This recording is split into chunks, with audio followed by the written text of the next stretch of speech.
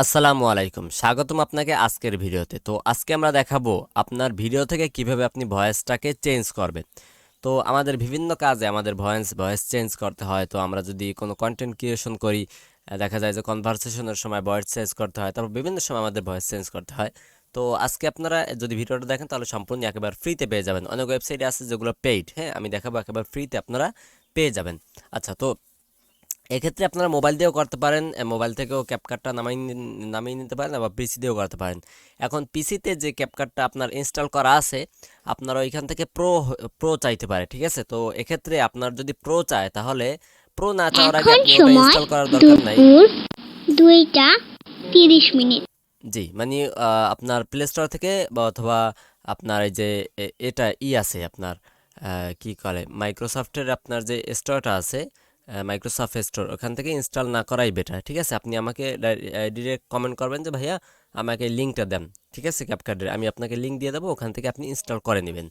আচ্ছা, তো আমরা তো ইনস্টল প্রসেসটা, আপনি যেহেতু ক্যাপকাট পর্যন্ত আসছেন অবশ্যই অবশ্যই ইনস্টল করতে পারেন, হ্যাঁ। তো আপনি কিভাবে ওপেন করবেন, তো আমি একটু দেখাচ্ছি আমি কোনটা একটু ভয়েস চেঞ্জ করব। এই যে দেখেন অ্যাডাল্ট, হ্যাঁ, এই যে দেখেন আমাদের এই যে একটা ভিডিও আছে, এটা আমি আমার নিজের কণ্ঠে ভয়েস আছে, তো আমরা এটা থেকে একটু ভয়েসটা চেঞ্জ করব, হ্যাঁ, যেন আমার কণ্ঠটা একটু অন্যভাবে শোনা যায়। আচ্ছা, তো এক্ষেত্রে আপনি ক্যাপকাটটা ইনস্টল করবেন। ইনস্টল করার পরে আপনি এই যে উইন্ডোজ আছে, দেখেন এই যে এই পাশে উইন্ডোজ বাটন আপনার, অথবা এখান থেকে উইন্ডোজে ইও থাকতে পারে, এখান থেকেও আপনার মাঝ বরাবর উইন্ডোজ বাটনটা থাকতে পারে, ঠিক আছে? অথবা আপনি এখান থেকে যদি আপনি উইন্ডোজ বাটনটা চাপ দেন, হ্যাঁ, উইন্ডোজ বাটন কোথায়, আবার বলবেন যে ভাইয়া উইন্ডোজ বাটন কোথায়, আমি উইন্ডোজ বাটন দেখাচ্ছি। আপনি কিবোর্ড থেকে এই যে এরকম একটা বাটন আছে না, উইন্ডোজ, হ্যাঁ, উইন্ডোজ বাটনে ক্লিক করবেন, ঠিক আছে? উইন্ডোজ বাটনে ক্লিক করে দেবেন। উইন্ডোজ বাটন ক্লিক করার পরে এরকম একটা সার্চের অপশন আসবে এখানে। উইন্ডোজ বাটনে ক্লিক করার পরে তারপর এখান থেকে আপনি লিখবেন ক্যাপকাট, ঠিক আছে? আপনি ক্যাপকাট লেখার পরে এরকম একটা ক্যাপকাট শো করবে।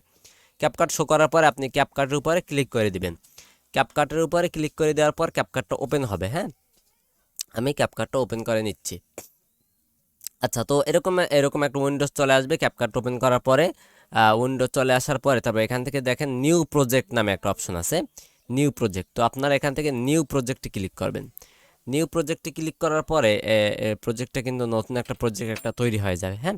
তারপর এখান থেকে দেখেন এই পাশে দেখেন ইম্পোর্ট লেখা আছে, এই ইম্পোর্টের উপর ক্লিক করবেন। ইম্পোর্টের উপর ক্লিক করার পরে আপনার কিন্তু এটা নিয়ে আসবে। তারপর এখান থেকে আপনার দেখিয়ে দিতে হবে আপনার এটা কোথায় আছে, আপনার ওই যে ভিডিওটা কোথায় আছে। তো আমার যেহেতু ভিডিওটা ওই যে একেবারে উপরে আছে, আমি একটু দেখাচ্ছি আবার।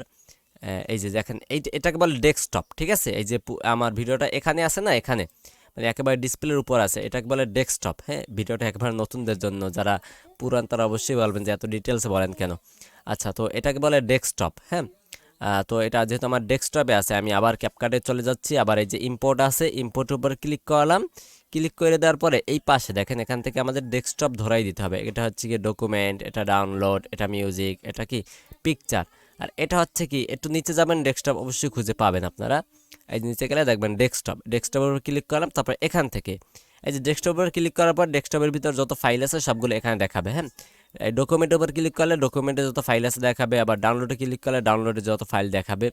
আমার যেহেতু ডেস্কটপে আছে, তো আমি ডেস্কটপে ক্লিক করলাম, যত ফাইল আছে সবগুলো দেখাচ্ছে। আমরা একটু নিচে গেলাম, নিচে গিয়ে যে অ্যাডাল্ট নামে যে ফাইলটা আছে, এই যে অ্যাডাল্ট দেখেন, এই ফাইলটা আমরা কি করলাম, এখান থেকে ওপেন করে দিলাম।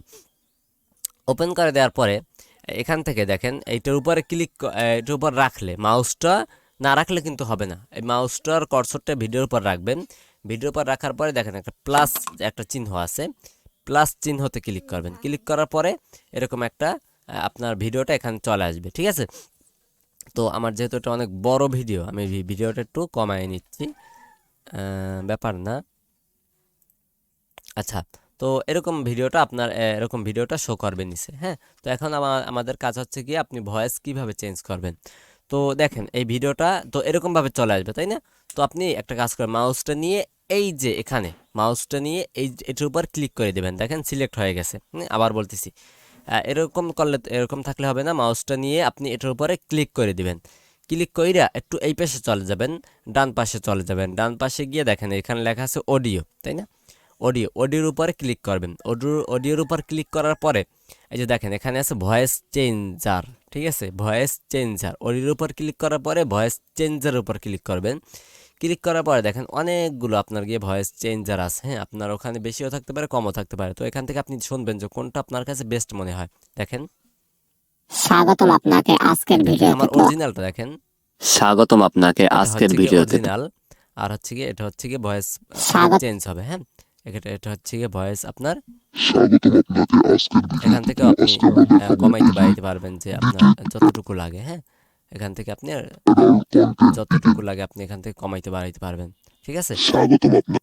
আচ্ছা, তো মনে করেন আপনার এটা হয়ে গেছে, হ্যাঁ, আপনার যেটা আপনার হয়, হ্যাঁ, ওইটা আপনি এইটাই মনে করেন আমি এটা সিলেক্ট করালাম, সিলেক্ট করার পরে এটা আমি সিলেক্ট করালাম, সিলেক্ট করার পরে এখন তো আমাদের হয়ে গেছে, তাই না, আমাদের ভয়েস চেঞ্জ করা হয়ে গেছে। তো এখন তো আমাদের সেভ করতে হবে।